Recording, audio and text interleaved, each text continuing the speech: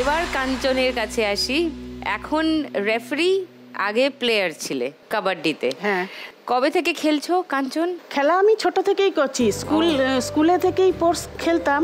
কাবাডিতে বেশি ভালো, আর 3টে খেলায় নাম দিলে একটাই চ্যাম্পিয়ন হতাম। তো খেলাধুলায় বরাবরই ভালো ছিলাম। ওই খেলা করতে করতে 95-এ আমি রেফারির পরীক্ষা দিই। আচ্ছা। তো সেই পাস করা ছিলাম, তারপরে বললো ডিস্ট্রিক্টের পরীক্ষা দিতে হবে, ডিস্ট্রিক্টের পরীক্ষা দিয়ে পাস করে তারপরে রেফারিতে জয়েন করি। তাতে কি রোজগার বেশি? বেশি রোজগার খেলাতেও আছে, আবার বেশিরভাগ মান সম্মানটা রেফারিং এ বেশি। হ্যাঁ, রাইট।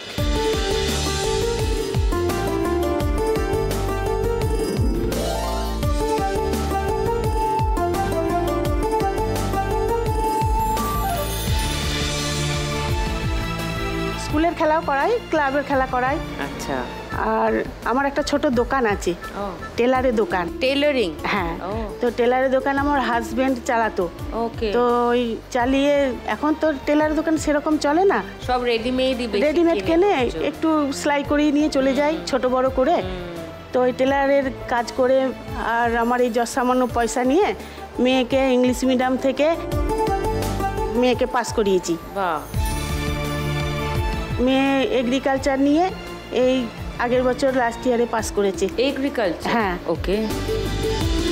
তো আর পড়াতে পারছি না, আমার তো আর টাকা পয়সা কিছুই নেই, ঘর নেই, জমি জায়গা নেই, আমার তো কিছু নেই। ওই খাটাখাটনির উপরে নির্ভর। তো ওই করেই মেয়েকে এখনো মানুষ করছি। যদি আমি আজ 1 লাখ টাকা পাই তাহলে মেয়েকে আমি আবার পড়াবো। ও, মেয়েকে পড়ানোর জন্য এখানে 1 লাখ টাকা জিততে চাও? মেয়েকে আমি এমএসসিটা করাবো। ওকে।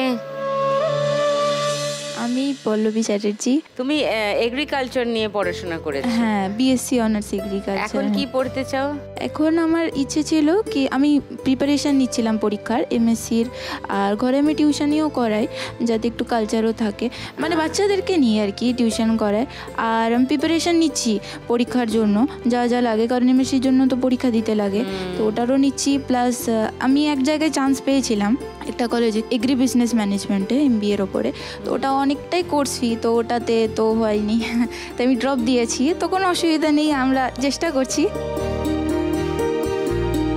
ইচ্ছে আছে অনেকটা একটু পড়াশোনা করার আর একটু ভালো জায়গায়, কারণ ছোট থেকেই তো মানে অভাব অনটনের সংসার না, তো একটু যদি ভালো বেটার লাইফ দিতে পারি মা বাবাকে, তো আমার নিজের স্যাটিসফ্যাকশন একটা।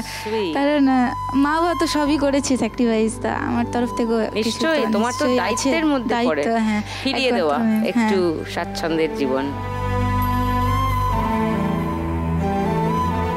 Very nice Pallavi. বাবার কি হলো?